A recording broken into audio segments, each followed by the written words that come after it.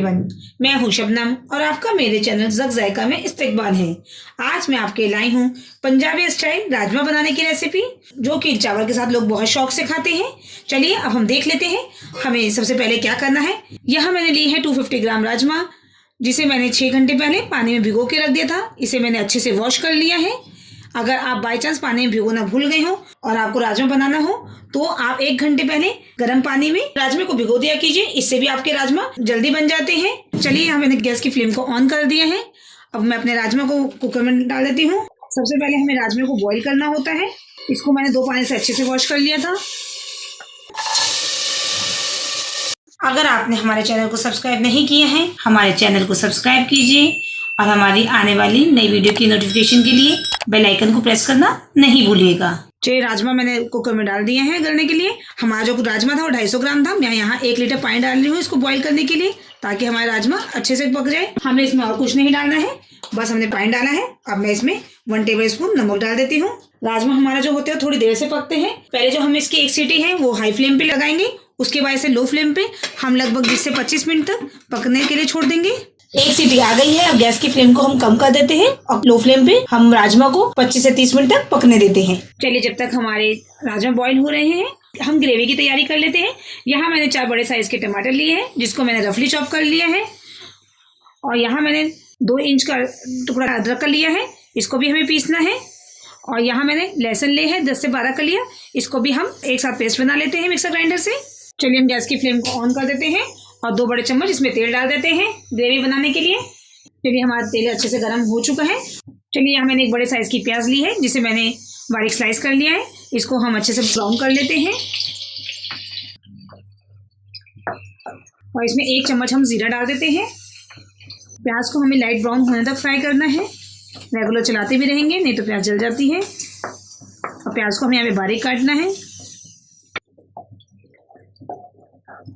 चलिए देखिए हमारी प्याज अच्छे से ब्राउन हो चुकी है।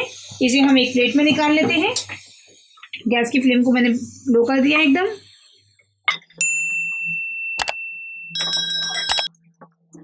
चलिए हमने सारी प्याज को एक प्लेट में निकाल दिया है। इसको थोड़ा ठंडा होने के बाद 5 मिनट के बाद मिक्सर ग्राइंडर में पीस लेंगे, थोड़ा सा पानी डालकर, जब तक हम मसाले को भून लेते हैं। यहाँ मैंने टमाटर, अदरक और लहसुन को अच्छे से पीस लिया है। अब इसको हम तेल में डाल देते हैं और अच्छे से भून लेते हैं। टमाटर जो आप लें वो यहाँ पे लाल टमाटर का इस्तेमाल करें, उससे हमारे राजमा का कलर बहुत अच्छा आता है। अब इसमें कुछ सूखे मसाले भी डाल देते हैं। यहाँ मैंने 3-4 चम्मच हल्दी ली है और 2 चम्मच हम धनिया डाल देते हैं। नमक हमने राजमा को बॉईल करते हुए भी डाला था, इसलिए हम नमक यहाँ पे थोड़ा सा ही डालेंगे। केवल मैं 1/4 टेबल स्पून नमक डाल रही हूँ यहाँ पर। अब मसाले को हमें बहुत अच्छे से भूनना है जब तक कि तेल सेपरेट ना हो जाए। इस भूनने में लगभग हमें 5 से 7 मिनट का टाइम लगेगा। चलिए इसमें हम 4-5 मिर्ची भी डाल देते हैं। मिर्ची और नमक अपने टेस्ट के अकॉर्डिंग डालेगा। आप चाहें तो हरी मिर्च की जगह लाल मिर्च भी डाल सकते हैं। मैंने यहाँ पे हरी मिर्च इसका इस्तेमाल किया है। अब हमें मसाले को बहुत अच्छे से भूनना है। आप देखेंगे जो इसका कलर है वो कितना चेंज हो जाता है। अभी आपको लाइट कलर का दिख रहा होगा, बाद में जब अच्छे से भून जाएगा तभी और डार्क कलर का हो जाएगा। यहाँ पे प्याज भी हमारी ठंडी हो चुकी है। इसको मिक्सर ग्राइंडर में थोड़ा सा पानी डाल के अच्छे से पेस्ट बना लेते हैं। ये देखिए 4 से 5 मिनट हो चुके हैं। मसाला भी हमारा अच्छे से भून चुका है और तो तेल देखिए ऑयल भी हमारा सेपरेट हो गया है। और उसकी क्वांटिटी भी देखिए, क्वांटिटी भी हमारे मसाले की आधी हो चुकी है। अब यहाँ मैंने जो प्याज को पीसा था मैंने केवल 2 या 3 चम्मच पानी डाल के पीसा है, उतना ही हमें पानी डाल के पीसना है। अब ये भी हम प्याज का जो पेस्ट जो है वो भी हम अपने मसाले में डाल देते हैं और लगभग 2 मिनट और भून लेते हैं इसे। लगभग आधा घंटा हो चुका है। गैस की फ्लेम को मैंने बंद कर दिया है और इस कुकर के प्रेशर को हम अपने आप रिलीज होने देते हैं। चलिए देखिए प्रेशर इसका रिलीज हो चुका है। अब हम ओपन करके देखते हैं कि हमारा राजमा अच्छे से गला है या नहीं गला है। अगर कम गला होगा तो थोड़ा सा और गला लेंगे। ये देखिए आराम से अच्छे से गल गया हमारा राजमा।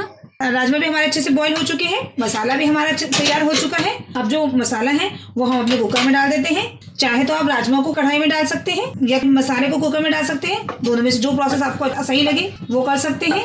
मैंने सारा मसाला इसमें डाल दिया है। अब इसको हम अच्छे से मिक्स कर देते हैं। अब इसे हमें लगभग 10 से 15 मिनट तक अच्छे से बॉईल होने देना है, ताकि जो मसाला है वो राजमे के साथ अच्छे से मिक्स हो जाए और राजमा और मसाला हमारा एक साथ अच्छे से मिक्स हो जाए। चलिए हम 15 से 20 मिनट तक लो फ्लेम पे रहने देते हैं। अगर आपको इसकी कंसिस्टेंसी ज़्यादा पतली या ज़्यादा गाढ़ी लगे तो आप इसमें पानी भी डाल सकते हैं, लेकिन मेरी कंसिस्टेंसी यहाँ पे राजमे की एकदम परफेक्ट लग रही है, इसलिए मैंने यहाँ पे पानी नहीं डाला है। चलिए अब इसको ढककर हम 15 से 20 मिनट तक लो फ्लेम पे रहने देते हैं। बीच बीच में हम इसे थोड़ा सा चम्मच से चला लेंगे। देखिए इसमें बॉईल आना शुरू हो गया है। अभी और इसे थोड़ा सा अच्छे से मिक्स होने देते हैं। 15 मिनट हो चुके हैं और हमारा राजमा एकदम तैयार हो चुका है। इसकी कंसिस्टेंसी देखिए एकदम परफेक्टली तैयार है। क्योंकि हम चावल के साथ खाते हैं इसलिए मैंने इसे थोड़ा पतला ही रखा है। अगर आप रोटी के साथ खा रहे हो तो थोड़ा सा इसे गाढ़ा रखिएगा। चलिए ये मैंने हरे धनिया लिया है जिसको मैंने बारीक काट लिया है। इसको हम इसमें डाल देते हैं और थोड़ा सा मैं यहाँ पे गार्निश के लिए रहने देती हूँ। और मैंने गरम मसाला डाल देती हूँ। गरम मसाला हमें लास्ट में ही डालना है ताकि जो इसकी खुशबू है वो कायम रहे। यहाँ मैंने आधा चम्मच गरम मसाला पाउडर ले लिया है। ये मेरा होममेड गरम मसाला पाउडर है। इसको हम अच्छे से मिक्स कर देते हैं। राजमा हमारा एकदम परफेक्ट तैयार हुआ है। चलिए अब मैं इसको आपको डिश आउट करके दिखाती हूँ। ये देखिए हमारा राजमा एकदम तैयार हो चुका है। अब इसको हम गार्निश करते हैं। इस राजमे से बहुत अच्छी खुशबू आ रही है गरम मसाले की, क्योंकि हमने जो गरम मसाला है वो लास्ट में डाला है। आप भी छोटी छोटी बातों का ध्यान रखेंगे तो आपका राजमा भी एकदम परफेक्ट बनेगा, एकदम पंजाबी स्टाइल बनेगा। चलिए अब इसको हम थोड़ा सा गार्निश कर लेते हैं धनिया की पत्तियों के साथ। आप भी मेरी रेसिपी को फॉलो कीजिए और अगर आपको मेरी रेसिपी पसंद आई हो तो आप मेरी वीडियो को लाइक कीजिए, मेरे चैनल को सब्सक्राइब कीजिए और आने वाली नई वीडियो की नोटिफिकेशन के लिए बेल आइकन को प्रेस करना ना भूलें। आप कमेंट सेक्शन में हमें ज़रूर बताइएगा कि आपको मेरी रेसिपी कैसी लगी और आप जब इसे ट्राई कीजिएगा तब भी अपने कमेंट ज़रूर मेंशन किया कीजिए। आपके जो कमेंट्स होते हैं वो आपका प्यार होता है, मेरे लिए एक मोटिवेशन होता है। चलिए जल्द ही मिलते हैं नेक्स्ट रेसिपी के साथ। तब तक के लिए अल्लाह हाफिज।